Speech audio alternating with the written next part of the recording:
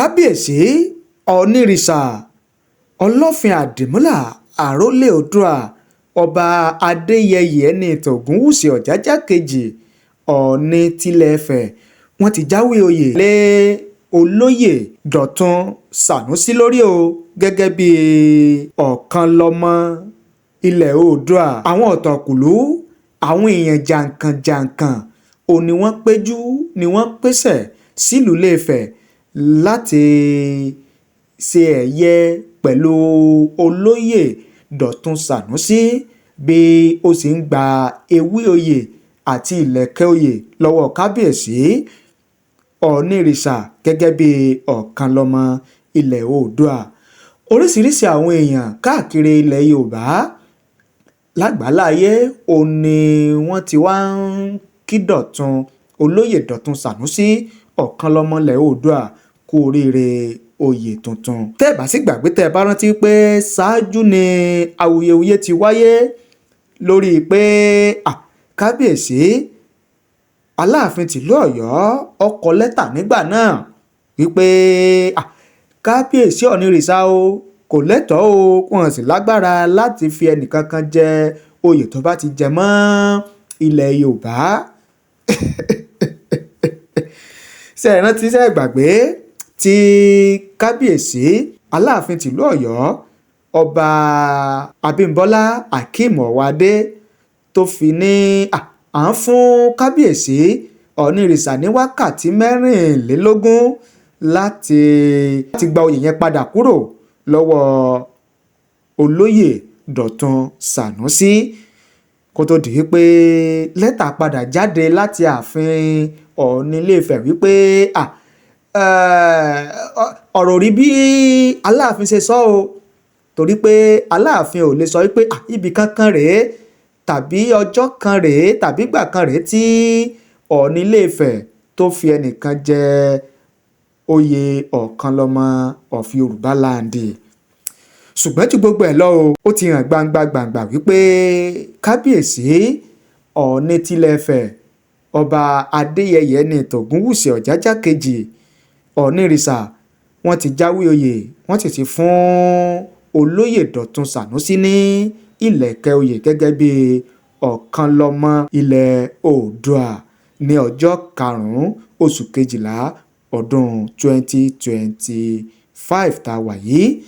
Ìyẹn ní abala tibẹ̀ yẹn gẹ́gẹ́ bí ohun tó tún wá tẹ̀ wá lọ́wọ́ tá a gbọ́ tá a sì fẹ́ kẹ́ ẹ gbọ́ tá a fẹ́ kẹ́ ẹ farabalẹ̀ nípa K1 the ultimate gbajúgbajà olórin Fuji tí ayé ń sọ lọ́wọ́lọ́wọ́ tá a wà yìí. Ìyẹn tó tún jẹ́ máyégún ilẹ̀ Yorùbá tó tún jẹ́ olórí ọmọọba akilẹ̀ ìlú Ìjẹ̀bú Òde.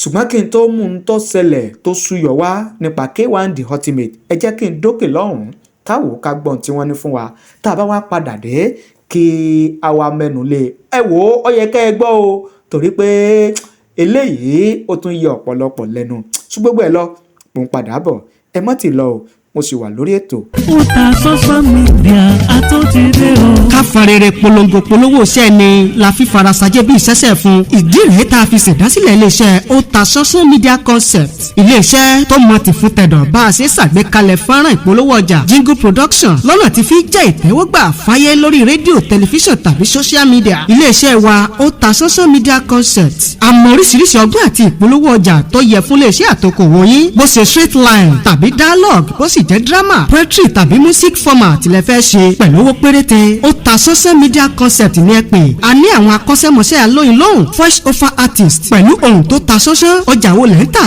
iṣẹ́ wo lẹ̀yin ṣe irú kéde wo lẹ fẹ́ ṣe. ẹ pè wá bá wa sọ̀rọ̀ sójú òpó 07063291779. ibi gbogbo lọ́wọ́jà wá dé. ó ta social media concept níbi gbogbo nígbàkúgbà.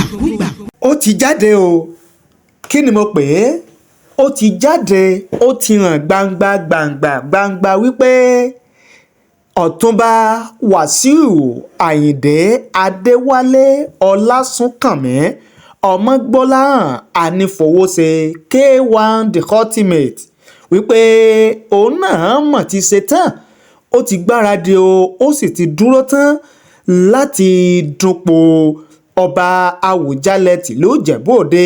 Tẹ́ ẹ̀ bá gbàgbé tẹ́ ẹ bá rántí wípé látìgbà tí wọ́n ti kéde ìpapòdà ọba Síkírù Adétọ̀nà Awùjalẹ tìlú Ìjẹ̀bú Òde tó gbéṣẹ̀, ó ní oríṣiríṣi awuyewuye ti ń jáde láti ọ̀dọ̀ àwọn ọmọ ilẹ̀ Yorùbá, àwọn olólùfẹ́ fújì, àwọn ti K1 The Ultimate wípé K1 The Ultimate ni ọba Awùjalẹ tìlú Ìjẹ̀bú Òde sún kan o, tó ń kálukú ń jẹ́ lẹ́nu, tó ń kálukú ń fi èrò àti ìwòye tí ẹ hàn.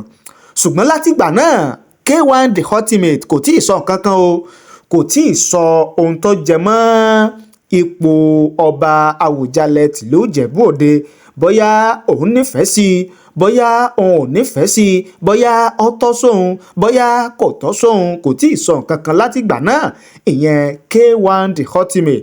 Ṣùgbọ́n ìyàlẹ́nu ńlá ló jẹ́ o, ó sì ya ọ̀pọ̀lọpọ̀ àwọn èèyàn lẹ́nu nígbà tí lẹ́tà kan tó ń jà ràìnràìn lórí ẹ̀rọ ayélujára wípé K1 The Ultimate ipò náà ti kọ lẹ́tà o láti fìfẹ́ hàn dupò ọba Awùjalẹ tìlú Ìjẹ̀bú Òde. Bó ló ṣe jẹ́, bó ló ṣe lọ, kí ló wà nínú lẹ́tà? Gẹ́gẹ́ bí ó ṣe tẹ̀ wá lọ́wọ́, ohun tó wà nínú lẹ́tà náà ni wípé K1 The Ultimate ó ń sọ fún ìdílé Fúsẹ̀ngbùà eléyìí tí ó ti jáde wá, tó jẹ́ pé ìdílé Fúsẹ̀ngbùà náà sì ni ipò ọba Awùjalẹ tìlú Ìjẹ̀bú Òde sún kàn.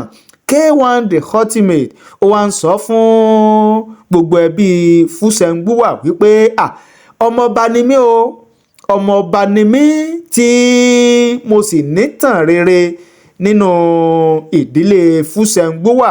Kódà èmi tẹ́ ń wò yìí, èmi Ọ̀túnba Wàsíù Àyìndé Adéwálé Ọlásùnkànmí Ọmọgbọ́láhàn Anífowóṣe, mo jẹ́ ẹbí ìdílé ọba tí ó jẹ́ bí Awùjalẹ, ìyẹn Awùjalẹ ti Ìjàrán, tí a sì lè kì mí mọ́ ọba Jádíàrà, ìyẹn nínú ẹbí Fúsẹ̀ngbùà ruling house.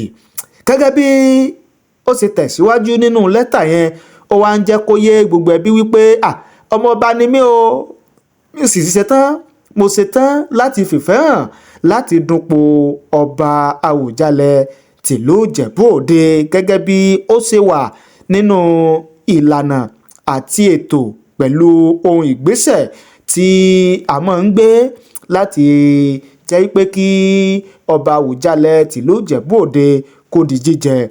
Ó tẹ̀síwájú nínú ọ̀rọ̀, ó ṣàlàyé bí wọ́n ṣe bí, ó ṣàlàyé àwọn ipa tó ti kó ní orílẹ̀-èdè Nàìjíríà, nílẹ̀ Yorùbá, kódà nílùú Ìjẹ̀bú Òde, ká tó wá sọ ìdílé Fúsẹ̀ngbùà gan tó ti jáde wá. Ọ̀rọ̀ pọ̀ nínú lẹ́tà eléyìí tí K1 The Ultimate eléyìí tí ó kọ ránṣẹ́ sí ìdílé Fúsẹ̀ngbùà wípé ẹ wo, èmi náà nífẹ̀ẹ́, mo fẹ́ di ọba Awùjalẹ tìlú Ìjẹ̀bú Òde tuntun. Ọjọ́ kẹta oṣù kejìlá ọdún 2025 òní K1 The Ultimate ńlọ kọ lẹ́tà yẹn tó fi ránṣẹ́ sí olórí ẹbí Fúsẹ̀ngbùà ruling house nílùú Ìjẹ̀bú Òde. Bóyá kí n kàn tiẹ̀ mú bí lẹ́tà yẹn ṣe lọ, bóyá kí n mú wá fún yín gan ní fínrìnfíntín. Ó ní the chairman Fúsẹ̀ngbùà ruling house, Agunsebi quarters, Ìjẹ̀bú Òde, Ogun State. Dear sir, letter of intent to be considered for the royal stool of the Awujale of Ijebu land. Hi, Ọ̀túnba Wàsíù Àyìndé Adéwálé Ọlásùnkànmí Ọmọgbọ́láhàn Anífowóṣe MON hereby formally notify the Fúsẹ̀ngbùà ruling house of my intention to be considered for the vacant stool of the Awujale of Ijebu land, subject strictly to the provisions of Ijebu customary law and the Ogun State chieftaincy laws. I was born on 3rd March 1957 and I am a bona fide son of the Fusengbuwa ruling house of Agunsebi Katas, tracing my ancestry to the Oba Jadiara lineage, which qualifies me to present myself for consideration in accordance with established tradition. I have devoted over 5 decades to the promotion of Ijebu, Yoruba, and Nigeria culture through music and cultural enterprise. In the course of my service, I have received various traditional and national honors, including my installation as Mayegun of Yoruba land, the national honor of member of the Order of the Niger, MON. I was conferred as Olori Omoba and Otunba Afidipotemole of Akile Ijebu in 2023 by the late Awujale. Gẹ́gẹ́ bí ohun tó wà nínú lẹ́tà yẹn, ìyẹn eléyìí tí K1 the ultimate tọkọ ránṣẹ́ sí ẹbí Fusengbuwa láti fìfẹ́ hàn di Awujale tuntun fúlù Ìjẹ̀bú Òde. Òun náà lẹ́gbọ́ tí a mú wá fún yín yẹn. Ṣùgbọ́n lẹ́yìn tí K1 the ultimate tí ó kọ lẹ́tà yìí sí ìdílé Fusengbuwa, ó ní lẹ́tà míì wá jáde láti ọwọ́ olórí ẹbí ìdílé Fusengbuwa ruling house. Lẹ́yìn tí K1 the ultimate tó fi lẹ́tà náà ránṣẹ́, kí wá ló wà nínú lẹ́tà tí olórí ẹbí ìdílé Fusengbuwa ìyẹn Ọ̀túnba Abdullateef Adébáyọ̀ Owóyẹmí tí wọ́n kọ ránṣẹ́ padà fún K1 the ultimate lẹ́yìn tí wọ́n rí lẹ́tà rẹ̀ gbà. Ẹ jẹ́ kí n mú wá fún yín kájọ wò kájọ gbọ́. Fusengbuwa ruling house, Ìjẹ̀bú Òde, Ogun State, Nigeria. 4th of December 2025. Ọ̀túnba to Ọ̀túnba Wasiu Ayinde Anífowóṣe MON with WhatsApp number contact kìnìkan Ìjẹ̀bú Òde. Dear Olórí Ọmọba, your letter of intention to be considered for the royal stool of the Awujale of Ijebu land. I have just received your letter dated 3rd of December 2025, which carried neither your office nor home, reply address, or phone number, and which has just been delivered to my residence in Idowa by your emissary Prince Adedoyin some 2 hours ago, and from who I requested for and obtained your WhatsApp contact. Second, please complete the attached Fusengbuwa ruling house individual members particulars house linkage data form. Have some witness and countersigned by the head of your ruling of your have same witnessed and countersigned by the head of your royal lineage in Fusengbuwa ruling house immediately, and return same to me as soon as possible. Therefore, please send somebody to collect the Oba Awujale candidate's Obaship application form and irrevocable undertaking for your earliest possible completion, and return to me in 3 clear copies for our further action. Please note that all applications are expected to have been received before 5 p.m. on Friday, 5th of December 2025, but despite the above stipulated closing timeline, I shall exceptionally allow you an extension of 3 working days, that is up till 5 p.m. on Wednesday, 10th of December 2025, to complete and return your forms. Family head Ọ̀túnba Abdullateef Adébáyọ̀ Owóyẹmí, gẹ́gẹ́ bí wọ́n ṣe fi ránṣẹ́ sí K1 the ultimate lẹ́yìn tí wọ́n gba lẹ́tà K1 the ultimate. Òun náà lẹ́gbọ́ tí àmúwá fún yín yẹn, léyìí tó ń túmọ̀ sí wípé K1 the ultimate òun náà ti darapọ̀ mọ́ àwọn ọmọ ọba nílùú Ìjẹ̀bú Òde nídìílé Fúsẹ̀ǹgbùwà tí ó wù láti di ọba Awùjalẹ tìlú Ìjẹ̀bú Òde tuntun. Oríṣiríṣi àwọn èèyàn òun náà ni wọ́n ti wá ń fi èrò àti ìwòye tí wọ́n sọwọ́ lórí ìfẹ́ tí K1 The Ultimate tó fi hàn yìí. Kí ni èrò àti ìwòye tiyín lórí bí K1 The Ultimate bó náà ṣe darapọ̀ mọ́ àwọn ọmọ ọba láti dúnpò ọba Awùjalẹ tìlú Ìjẹ̀bú Òde? Ẹ fi ṣọwọ́ sí wa ní ààyè comment nísàlẹ̀ fídíò yìí. A kà á sì ṣe àgbéyẹ̀wò rẹ̀. Kí lèrò tiyín, kí ni ìwòye tiyín? Ṣé eléyìí ṣé kò ní di iṣẹ́ orin K1 The Ultimate lọ́wọ́? Àbí kí lèrò tiyín? Àti wípé ṣé gbogbo àwọn tó ti ṣẹlẹ̀ sí K1 The Ultimate nídìí orin Fuji àti nínú ayé gan, ṣé ó gbà láti jẹ́ pé kí K1 The Ultimate kó di Awùjalẹ tìlú Ìjẹ̀bú Òde? Ẹ jẹ́ ká mọ̀ láàyè comment nísàlẹ̀ fídíò yìí. A kà á sì ṣe àgbéyẹ̀wò rẹ̀. Ẹ ṣé o, àdúpẹ́ bẹ́ẹ̀ ṣe ń wò wá, àdúpẹ́ bẹ́ẹ̀ ṣe ń gbọ́ wá. Ẹ má gbàgbé láti bá ní pín, láti bá ní share rẹ̀ kó lè káàkiri àgbáláyé, kó lè rìn jìnnà dáadáa. Mo kí gbogbo ojú tí wò mí ti ń gbọ́ mi jákèjádò orígun mẹ́rẹ̀ẹ̀rin àgbáyé. Orúkọ mi ni Ambassador Àkànfẹ́ Ìwò tí mo jẹ́ agbẹnusọ fún iléeṣẹ́ X2 Ultimate Herbal International Limited. Níléeṣẹ́ wa bí láti màmọ̀ dájú nǹkan kan tí eléyìnbó ń pè ní health is wealth, ìlera lọ́rọ̀. Kì í ṣàfẹnujẹ́ nìkan tá a bá ń gbọ́ ọ̀nì sétí, torí ogunlọ́gọ̀ àwọn èèyàn ni wọ́n ń kojú àìsàn tí a pè ní ìfúnpá gíga. Ìdí nìyí tí iléeṣẹ́ X2 Ultimate Herbal fi ṣètò oògùn ìfúnpá gíga fún ní powder àti ní olómi.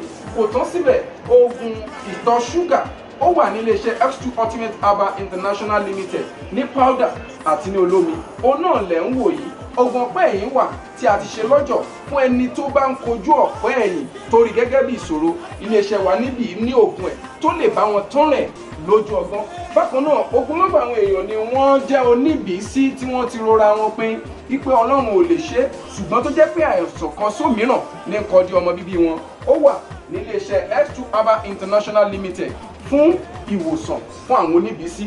Kò tán síbẹ̀ o, a ní ọ̀pọ̀lọpọ̀ oògùn tí a ṣe létò fún ẹni tó bá jẹ́ ẹni tó bá ní ikùn gbẹ̀ndù tó jẹ́ pé ọ̀rá ti pọ̀ jù lára ẹ̀. Ó máa bá wa burn fat, a pè ní X2 burn fat fún obìnrin àti fún ọkùnrin. Bákan náà, fún iléeṣẹ́ X2 Ultimate Herbal International Limited, a ní egbòogi èyí tá a ṣe ní powder fún ẹni tó bá ń kojú àìsàn stroke. Ó wà ní iléeṣẹ́ X2 Ultimate. Tẹ́ ẹ bá lé èèyàn tó ní lẹ́gbẹ̀ẹ́, ẹ dán wò.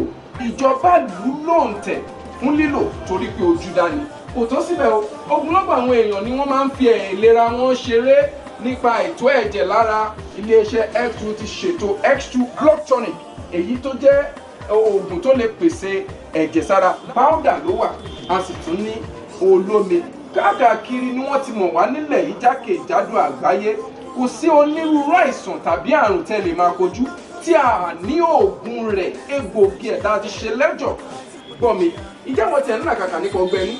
Ọ̀pọ̀lọpọ̀ obìnrin ni wọ́n ń làkàkà nípa fibroid, èyí tá a mọ̀ sí oyún ìju. Ikùn rẹ̀ gbẹ̀lú yìí, wọ́n á máa rò bóyá máa tó bí ni, kò ní bí. Ogunlọ́gọ̀ èèyàn lọ́jà ti náwó lé lórí tí fibroid yìí wọ́n ti gbáwọn èèyàn nítorí ẹ̀. Àìrìn jìnnà láìra bukẹ́ ọ̀kẹ́rẹ́ o. Iléeṣẹ́ wa X2 Ultimate Herbal International Limited wà ní number 30 Olúyọ̀lé Shopping Complex, New Garage Ìbàdàn. Àtẹ̀ka wa tó wà ní Assurance Royal Plaza, Asolẹ̀ Ìbàdàn. Ẹ pè wá láti request fún èyíkéyìí product wa tẹ́ bá fẹ́. 079 0153 tàbí 0806 4000 204. Diaspora number wa +353 89 49 82 845. X2 Ultimate Herbal International Limited. Health is wealth with care.